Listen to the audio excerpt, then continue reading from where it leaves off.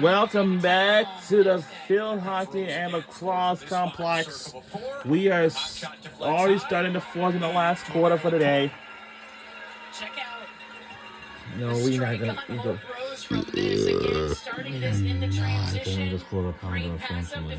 Yeah, I don't think so.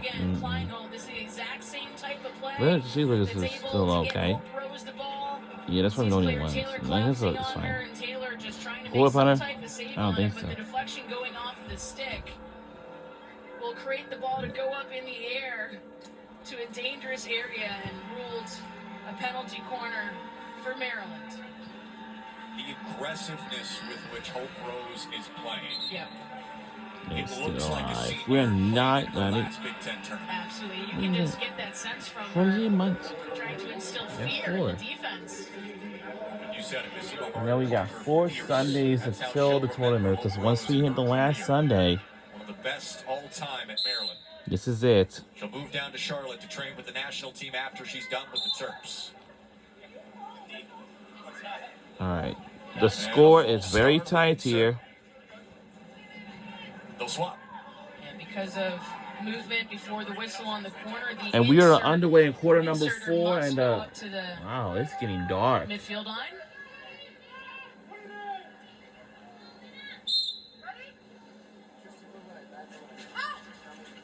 Rose waiting. Rose shooting. What? Ah!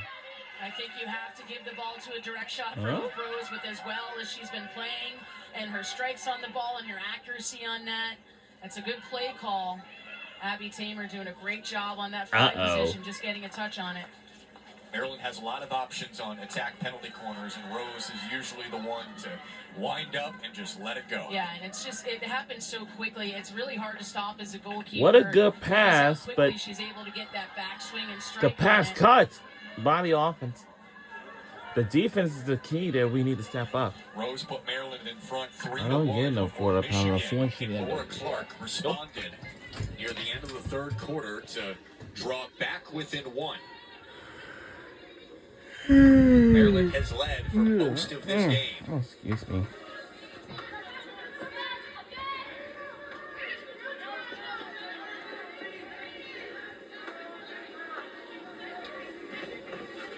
Carried by Manzour, right around midfield. The sun's setting, the lights are on. A beautiful scene here in College Park for our final semifinal, with the winner moving on to face Northwestern Sunday. And the winner of this game will move on to the championship against Northwestern. We were talking yesterday about how that final quarterfinal, moving on to face Northwestern Sunday. Game under the lights, but forgot about daylight savings time. Well, it's a really special place at Maryland when you get to play underneath the lights. Filtered in by Rose, carried out by Michigan. You mentioned you only played under the lights a handful of times in your field hockey career, but certainly gets the juices flowing. Well, you got to keep moving because it could get a little chilly in November. Not today. It's been warm. Silverstein swats out. That chilly weather is coming for Sunday. 59 degrees the high, 70 degrees today. Great step up there from Rain Wright, and just love this manipulation in the midfield by Maryland. And Anamine Kleinhout is just doing a great job with spreading out the defense in Michigan. That's really opening up a lot of great passing lanes and pockets. And it's her two-touch hockey, I think, also that gives some of her teammates the ability to make some quick counters. And when you say manipulation, you mean just with where they're placed on the field? Which just with her positioning and how she can draw the defense for Maryland. Like right now, she's in that top left corner of the field. This spreads the defense out because they have to be aware of a player like that, and that opens up different passing lanes and sequences where she's able to find her teammates. She's really, really smart field. It's been a well-played game today. Yeah, absolutely. I think, as we've mentioned, it's the reaction that you need in order to stay in a game. Both teams have been able to show that. And with Michigan on the tournament bubble, with the way that they've battled Maryland, even with a loss, I think they're proving to a lot of people that they are one of the top teams in the country. Great defense there coming from Emma DeBurdine. And just look how she consistently and constantly scans the field looking for a pass, but Emma DeBurdine always making the smart play after she comes up with the ball. Jessica Hard talked about how refined her game and her leadership was after coming back from playing with the Olympic team and spending 14 months away from the program.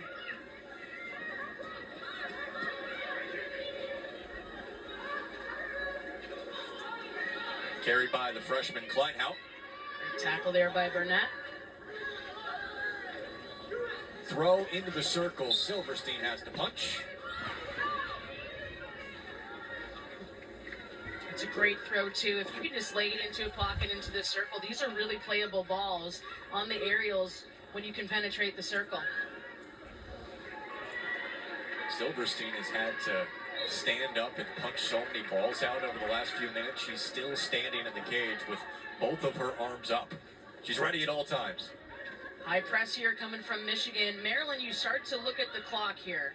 With 7:30 left, you don't want to do anything too risky, but you really need to make sure that you're taking care of the ball. But I think you can start to manage this clock in order to secure a win. Ramp in the midfield, whistles blow, an emphatic whistle. Yep, it's going to be a card issued, a yellow card given to Erin Riley. Oh. With a player down.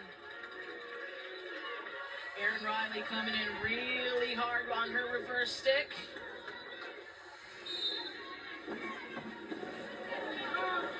Why would you do that? Come on. Minute penalty. That will take Maryland with a player advantage all the way down to the 2:30 mark. Had mentioned before, one of the keys for this Michigan team is keeping their emotions in check. And I think with time ticking down, you're down by a goal, the intensity rises. You have to be able to not foul so hard that you're giving your team a disadvantage.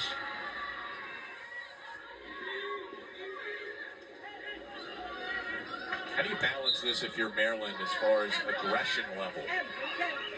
Well, you have to be smart. You can't take too many risks or opportunities that could really exploit your defense, where you're recovering on the counters. So you just have to be really sound. You also have to take care of your simple skills, and that's passing and receiving. But you don't want to take your foot off the gas pedal too much. I think certainly you want to limit those opportunities that Michigan could get inside the circle. You've got the player advantage. Use that in the attack, or use it to just kill more time. Rose stops on a dime, flips up the sideline.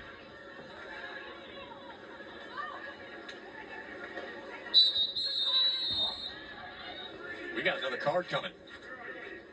Uh-oh. Another yellow.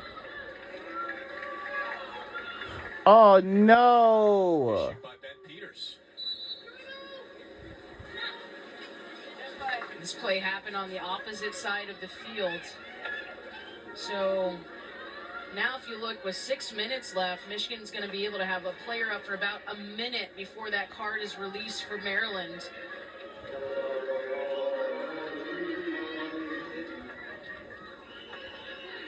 Early in issued the card for Maryland. And all even again.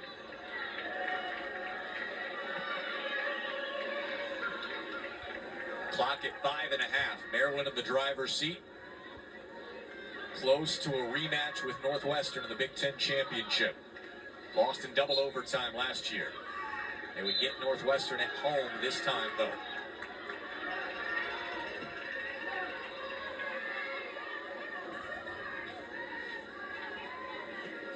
Bradford back into the match for Maryland. One of the goals today, the Terps. Right pressured by DeVilligan. Dayton also has a goal for Maryland, connects with Rose, who has the other goal. Maryland is just so good in the small game. They can get out of tight spaces and pockets on the field, and this is really indicative of how some of their practices are designed. They do a lot of small game play, and creating those 2v1 and 3v2 situations. Michigan taking their goalkeeper out to give themselves an additional player on the field, Alana Richardson, now on the field for Michigan. So she's going to position herself inside the circle. We talk about manipulating the defense. If you have an extra player on the field, you want to get him inside the circle so you keep the defense stretched, but also it gives you an opportunity to play for a miss if it's on a long ball. And for that extra minute you mentioned, they'll have a 2-player advantage with that yellow card to Maryland. A lot of math. Sometimes it's hard to keep track of. Thankfully, they keep track of the shots for us. 7 in the third quarter for Michigan. None so far in the fourth.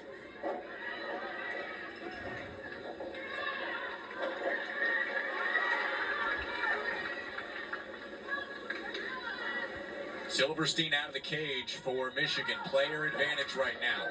Into the circle. A little bit dicey for Maryland. Kleinhout carries out.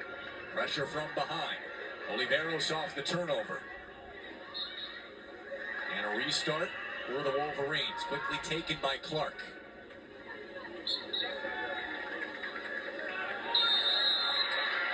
A late whistle and a corner given to Michigan with 3:42 to go. And it looked like this play did happen just outside the circle, but upgraded to a corner for Michigan. You see Gurka making a play, coming in with the body. Clark goes down to the turf. That physical play warranted the attack penalty corner for Michigan. However, Maryland using their team referral.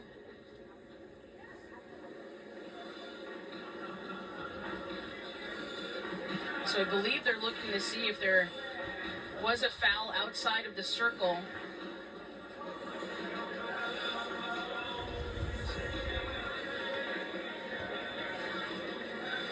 It looked like it was right on the line. Let's check it out with Gerka and Clark.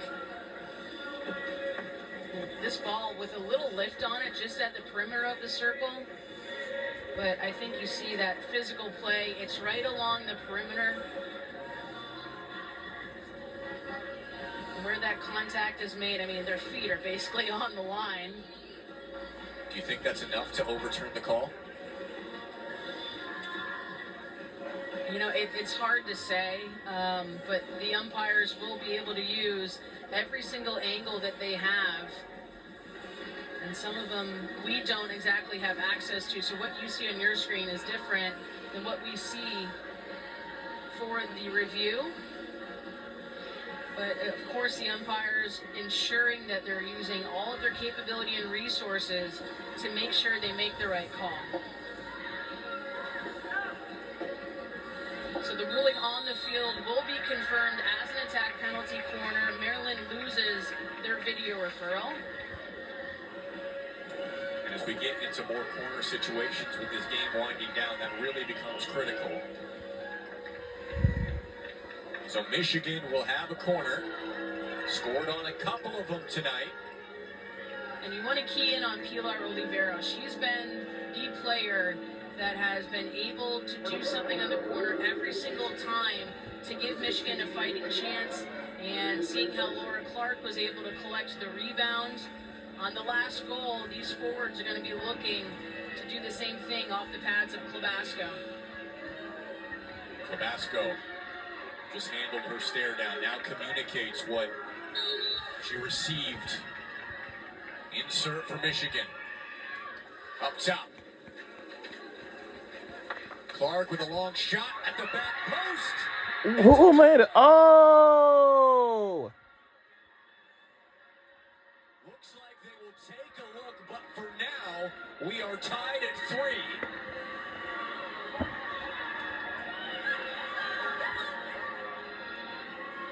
So it was called a goal on the field, and this is an umpire review. I think this is the right move, especially in big games like this. See, Laura Clark is taking the ball off the run and able to get it off the far post. And I believe perhaps what they could be looking for, Kate McLaughlin's on the ground, and you're not allowed to tap the ball in with any part of your body, including your hand. So you do see McLaughlin's hand go down on the turf. But that is just a diving effort by Kate McLaughlin right off the post. Almost hit her head on that side of the net.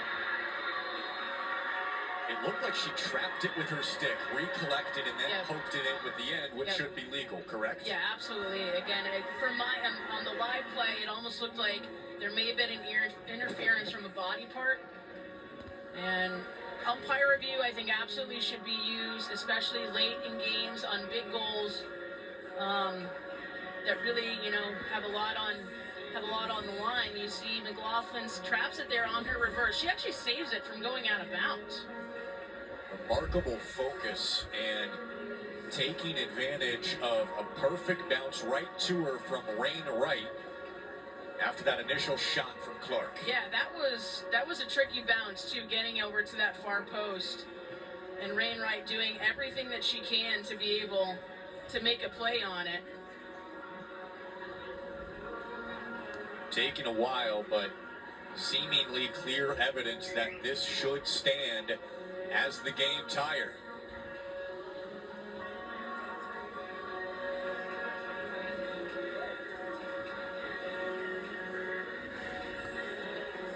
If it does stand, Michigan converting on another penalty corner. And there also could be consideration if the ball may have gone out of bounds, but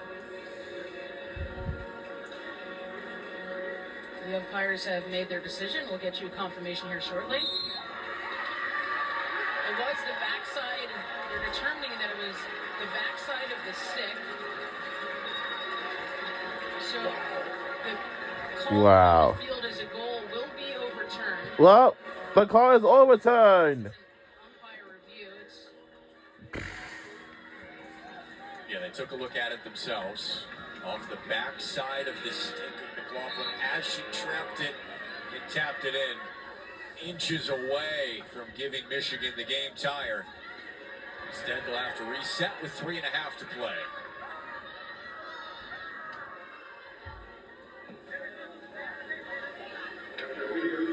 So they are saying that it went off the back of the stick of the scorer in Michigan and Kate McLaughlin. So if there's a foul on the play, on a scoring play, and there'll be a free hit for the defense coming out. Tabasco kicks out, 3 to go. Can Michigan emotionally recover from that? One more look. You see McLaughlin may have, it's really where she rotated her stick. See the bounce there, and that's on the flat side, but once it kind of goes underneath her stick, it looks like it may have hit the backside. It's not inches, that's centimeters.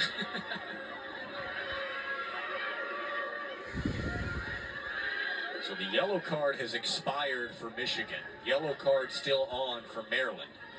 Just under a minute and a half worth of a player advantage for the Wolverines now. They'll take any edge they can get. Just over 2 left. Season could be on the line here. Maryland's defense just really doing well at moving as a unit directly outside of the circle. It's in We're under 2 minutes to go. hard inside the 23-meter. Pounded out by Kleinhout. Handled by Michigan. Into the midfield.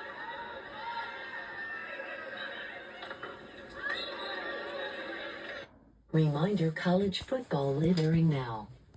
Tune now selected. Press left or right arrow to review items, then We'll have a lot of players here that can ensure that they can cover a lot of yardage with an aerial or a hit up the field. And back to all even now with just over a minute to go.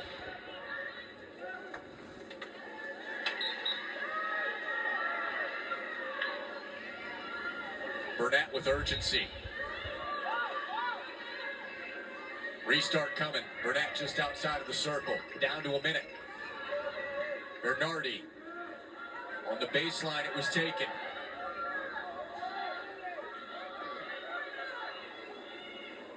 Pinned in the corner. Clock ticking down to 45.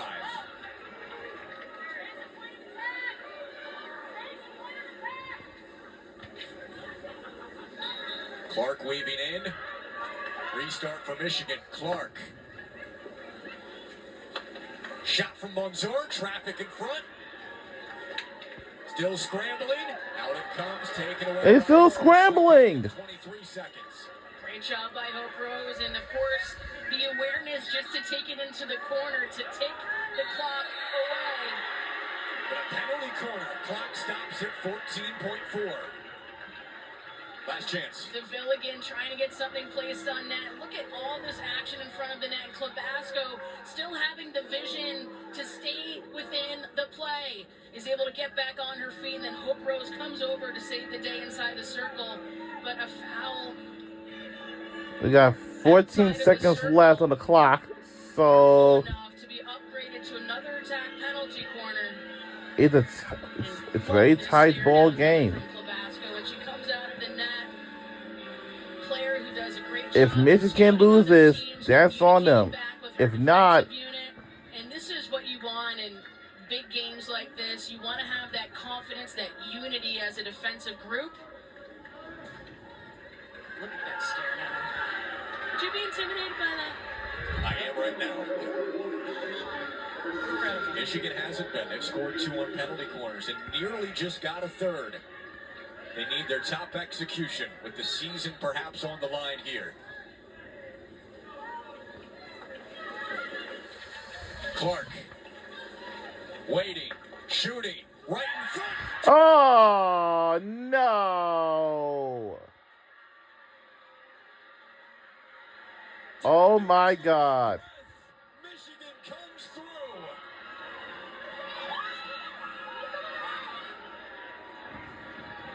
Wow! Corner execution. It's postseason. You gotta let these fall. And Laura Clark just keeps this play alive, even with all that pressure on the defense and going off the stick. Juliet Manzor has been instrumental in the midfield, put her on the corner attack, and a nice little angle on the stick on the reverse. It goes right over the head of Klobasco. Michigan staying in this game.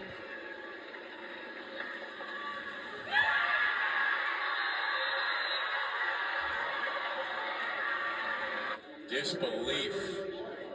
15 seconds from a championship berth. Instead, they got to go to overtime and regroup. Monzur, the sophomore from France. All right, now is the end of regulation. Of the year and the biggest of her career so far.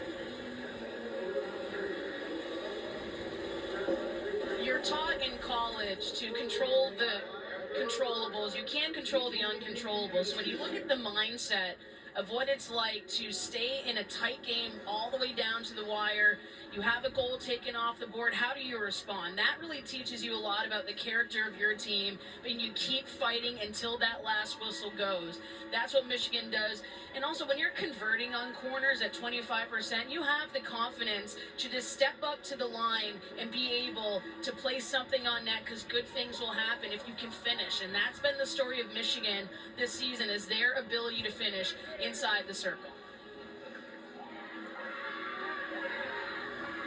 The calmness of Clark to wait for the right moment to shoot. And then the redirect from Monzor.